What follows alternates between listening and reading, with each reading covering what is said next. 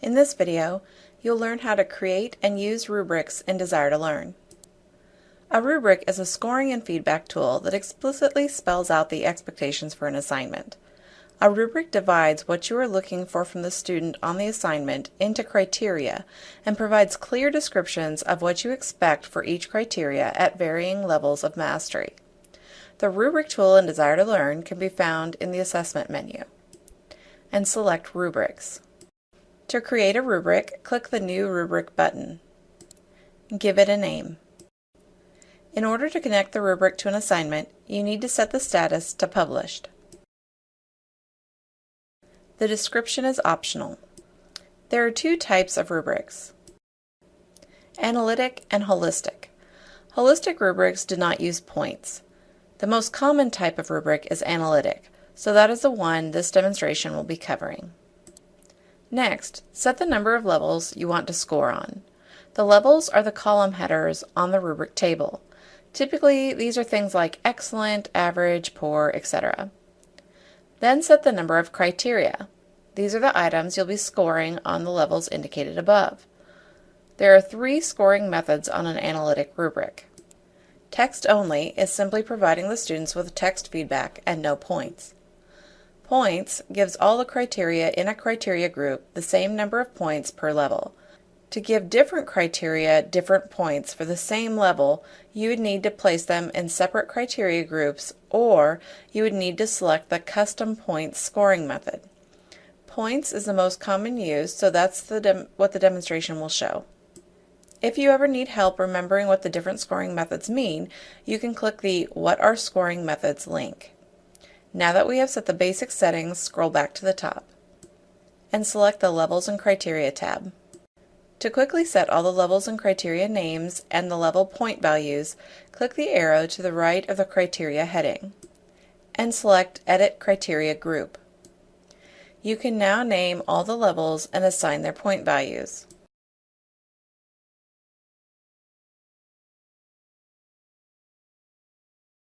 If you scroll down the page, you can also name all the criteria in the group.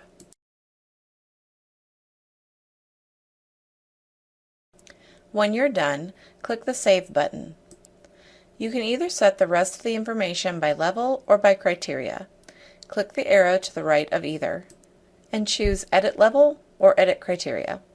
You can then enter the description for each item. In this case, you would be entering the specification for receiving an excellent on each criteria. You could also enter default feedback in the feedback box.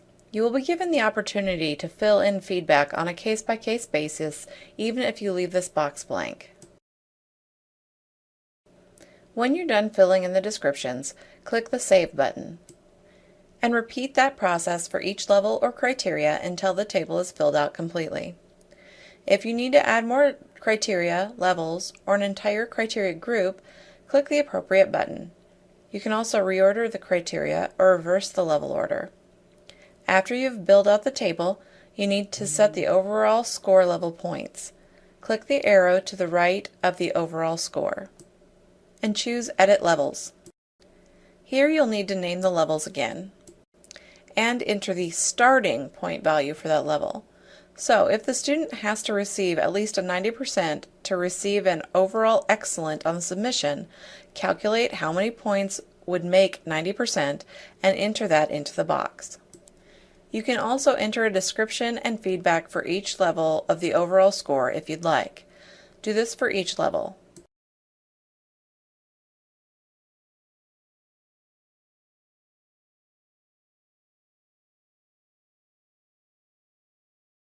When you're done, click the Save button.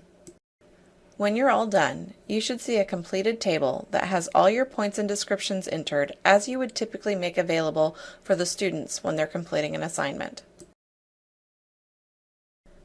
Now we will attach this to an assignment.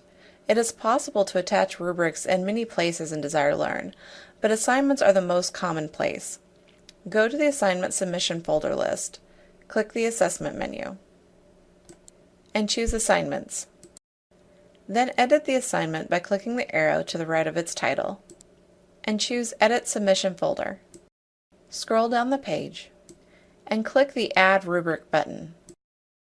Select the rubric and click the Add Selected button. Then click Save and Close. Now I'll log in as a student to see what the rubric looks like. Here I am as a student looking at the content area. If I click on the assignment title and scroll down, I'll see a link for the rubric. When I click the link, I can see a preview of the rubric. Students can also see the rubric if they go directly to the assignment list and click on the assignment. I'm back as the instructor now. The student has submitted a paper so we can see how to grade using the rubric. Click on the submission. On the right side of the screen, you'll see a link to the rubric. When you click on that link, you'll be presented with the rubric. You can click in the appropriate level for each criteria to assign those points to the submission. You can also give feedback or change the point value on each criteria by clicking the pencil under the score and feedback for that criteria. Enter the feedback or change the points,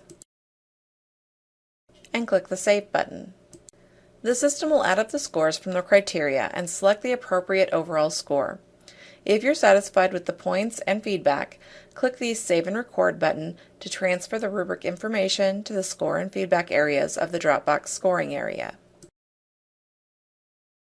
You can see the score and the feedback from the rubric have been entered into the appropriate boxes. To publish this information to the student, click the Publish button. Now I will log back in as a student so you can see what the score and feedback look like to them.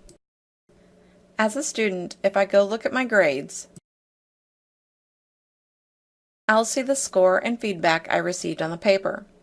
To see the rubric and how it was filled out, I would need to either go to the assignment or to the class progress. In the class progress, select Assignments on the left. Click the Details link under the appropriate assignment, and click the rubric link. It will then show the student exactly what was filled out on the rubric. Those are the basics of creating and using a rubric in Desire2Learn.